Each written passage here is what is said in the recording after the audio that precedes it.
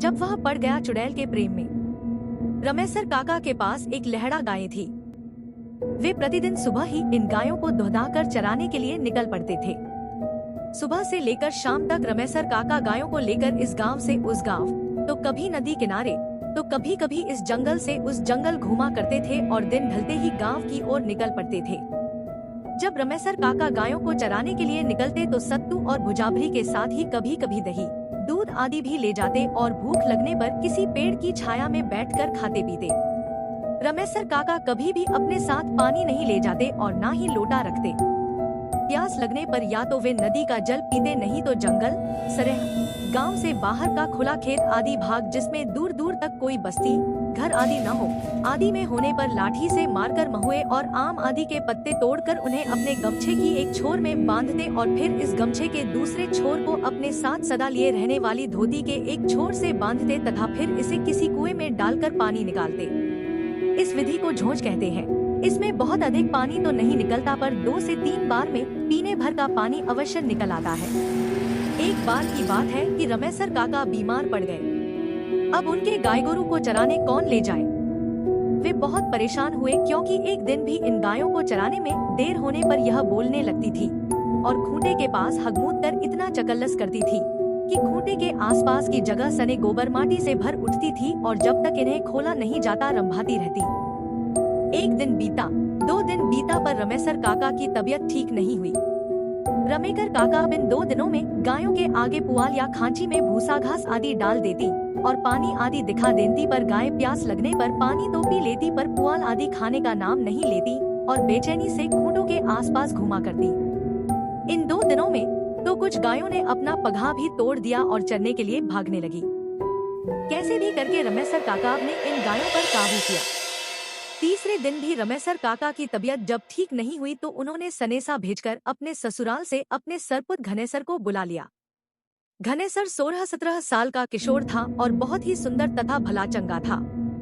घनेसर ने आते ही अपने फूफा का सारा काम संभाल लिया। घनेसर बहुत ही समझदार लड़का था। वह प्रतिदिन भिनसहरे 3 बजे ही जग जाता और नित्य क्रिया से निपटकर 5 बजे तक पढ़ाई करता और उसके बाद गायों को खोलकर चराने के लिए निकल पड़ता। वह अपने साथ अपनी पुस्तकों का बेठन ले जाना कभी नहीं भूलता। किसी चरने वाली जगह पर गायों को चरता छोड़कर वह किसी पेड़ आदि की छाया में बैठकर पढ़ाई करता। एक बार की बात है कि गायों को चराते चराते घनेसर एक जंगल में दूर तक निकल गया। जंगल बहुत घना नहीं था, पर बहुत सारी झाड़ियों से पटा पड़ा था। दोपहर का समय था और अब घनेसर को प्यास भी सताने लगी थी। घनेसर गायों को चरता छोड़ जंगल में पानी की तलाश में इधर उधर दौड़ भाग करने लगा। अचानक एक बरगद के पेड़ के नीचे उसे एक बहुत पुराना कुआं दिख ही गया। कुआं बहुत ही पुराना था, पर उसका जगत हाल में ही पक्की ईंट से बंधवा गया जान पड़ता था। घनेसर ने अब देर किए बिना जंगल में कुछ झाड़ियों के हरे पत्ते तोड़े और उन्हें अपने गमछे में बांधकर झोंझ बनाया। फिर अपने फूफा की तरह गमछे के एक छोर में धोती बांधकर उसे कुएं में लटकाया। पर कुएं में पानी का सतह बहुत ही नीचे था और झोंझ पानी तक नहीं पहुंच पाया। उसने लाख कोशिश की, नए नए हथकंडे अपनाए, फिर भी पानी तक नहीं पहुंच पाया। अब वह पसीने से तरबतर हो गया था और धोती से सर पर के पसीने को पोंछते हुए उसी कुएं की जगह पर बैठकर कुछ सोचने लगा। तभी पायल की छमछम की आवाज ने उसके सोचने के क्रम को बाधित कर दिया। उसने पीछे मुड़कर देखा तो कुछ दूर पर हिरनी की चाल से अपने पायलों की झनकार करते हुए, चेहरे पर हल्की मुस्कान व गालों पर हल्की लाली लिए एक किशोरी उसके तरफ बढ़ी चली आ रही है। वह अवाक मन से उस किशोरी के रूप श्रृंगार के रस का पान करने में लग गया। उस किशोरी में पता नहीं क्या जादू था कि वह ज्यों-ज्यों करीब आती जा रही थी। घनेसर उसके अप्रतिम सौंदर्य में खोया जा रहा था। पास आकर शरारतीपन से उस किशोरी ने बेहिचक मन से घनेसर से पूछा, प्यास लगी है क्या? घनेसर, जो एकटक उस किशोरी की सुंदरता का पान किए जा रहा था, घबराकर हाँ में सर हिला दिया। किशोरी और आगे बढ़ी और कुएं के जगत पर पहुंचकर अपने दोनों हाथों से अंजलि बनाई और कुएं में झुक गई। घनेसर अभी भी उस किशोरी में ही खोया हुआ था। दरअसल उस किशोरी में कुछ तो ऐसा था जो बरबस घनेसर को मदमस्त करते जा रहा था, उसे अपनी तरफ आकर्षित किए जा रहा था। किशोरी ने कुएं से अपनी अंजलि में पानी भरकर घनेसर की ओर बढ़ी। घनेसर भी बिना कुछ बोले अपने हाथों की अंजलि बनाकर अपने मुंह में सटा दिया। किशोरी अपने अंजलि का पानी घनेसर के अंजलि में उड़ेलना शुरू किया और घनेसर भी अमृत रूपी जल को पीना शुरू किया। हाँ, यह अलग बात थी कि घनेसर की अंजलि से आधा पानी नीचे गिरे जा रहा था, क्योंकि वह पानी पीने के साथ ही उस किशोरी के चेहरे की आकर्षकता को भी एकटक पिए जा रहा था। न उस किशोरी के अंजलि का पानी खत्म हो रहा था और न ही घनेसर की प्यास बुझने का नाम ले रही थी। पानी पीने पिलाने का यह सिलसिला लगभग आधे घंटे चला और जब किशोरी को लगा कि यह व्यक्ति तो पानी कम अपितु उसको एकटक निहारने का काम अधिक कर रहा है, तो वह थोड़ी असहज होकर बोली, और पिलाऊं की बस।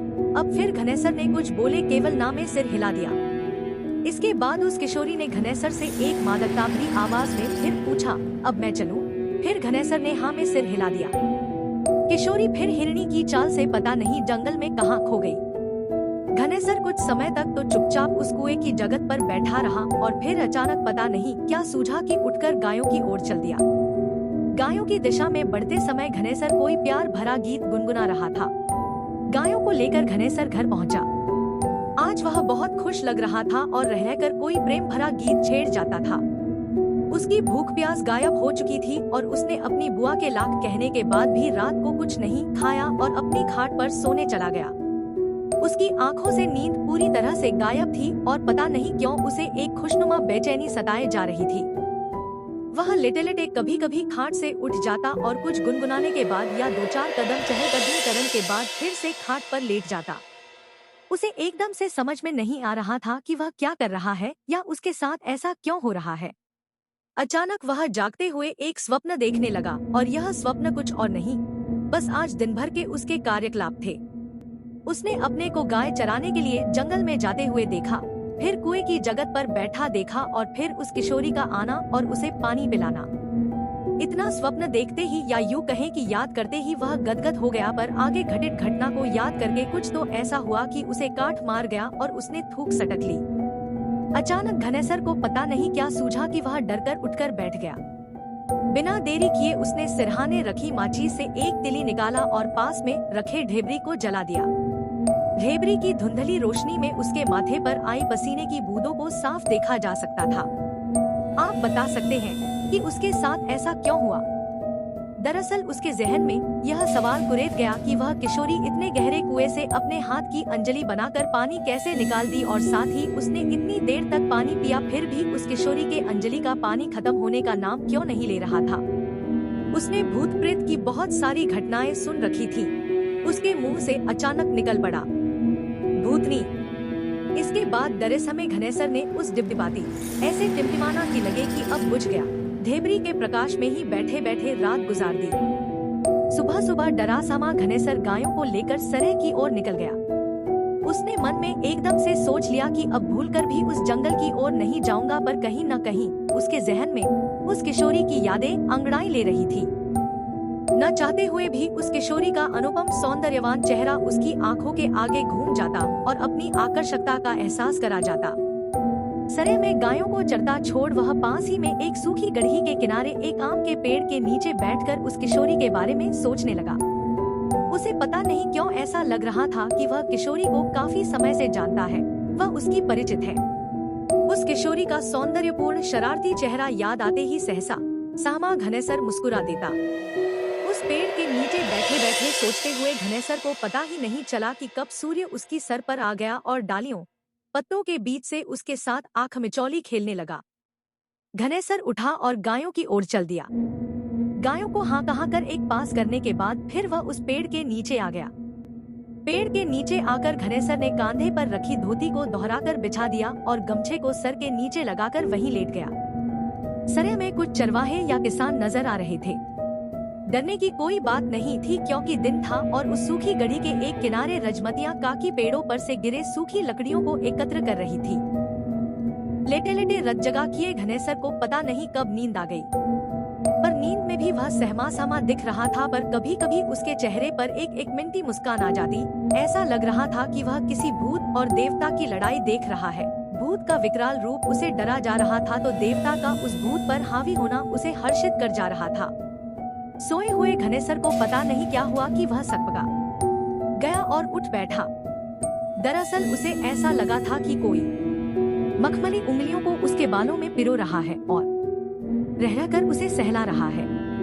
आसपास में किसी को न देखकर उसे यह भ्रम लगा, पर वह फिर से सोया नहीं और बैठकर फिर से उस किशोरी के बारे में सोचने लगा। अचानक एक तेज हवा उठी और सरसराते हुए इसके इर्द गिर्द चक्कर काटने लगी। हवा के उस चक्कर में उसे एक अजीब प्रेम की अनुभूति हो रही थी। वह हवा धीरे से वह किशोरी मनकर उसके पास खड़ा हो गई और मुस्कुराते हुए बोली, कल से तुम मेरे ही बारे में सोच रहे हो ना? फिर से घनेसर ने थुक सटक कर हाँ में सिर हिला दिया। उस किशोरी ने खिलखिलाते हुए कहा, कोई अपनों से डरता है, मुझसे डरने की आवश्यकता नहीं। मैं आपको डराने नहीं आई हूँ, बल्कि अपनापन का एहसास कराने आई हूँ। इसके बाद पता नहीं क्यों घनेसर का डर कुछ कम हुआ और वह एकटक होकर फिर से उस किशोरी के अनुपम सौंदर्य का नेत्रपान करने लगा। यह सिलसिला कुछ देर चला और फिर से खिलखिलाती हुई वह किशोरी वहां से गायब हो गई। अब तो आए दिन घनेसर उस किशोरी के साथ काफी समय बिताने लगा। वे दोनों अब खुलकर एक दूसरे से बात करने लगे थे। घनेसर उसे इंसानी कहानियां, अपने गांव घर की बातें सुनाता और वह किशोरी अपने लोक की बात बताती, अपने जीवन के रोचकपूर्ण किस्से सुनाती। आखिर वे दोनों इतने करीब आ गए कि सदा के लिए एक साथ जीने मरने की कस्में खा लिए। क्या घनेसर उस भूतनी किशोरी को अपना पाया? आखिर वह भूतनी अपने लोक की कौन कौन सी बातें घनेसर को बताती थी? इन सब रहस्यमयी बातों से पर्दा इस कहानी के अगले और अंतिम भाग में उठ जाएगा। कैसी लगी यह भूत ही काल्पनिक कहानी? अपने विचारों से अवगत कराएं ताकि मैं जल्द से जल्द इस कहानी को पूरा कर आप लोगों के समक्ष परोस सकूं। प्रेम से बोलिए जय बजरंगबली।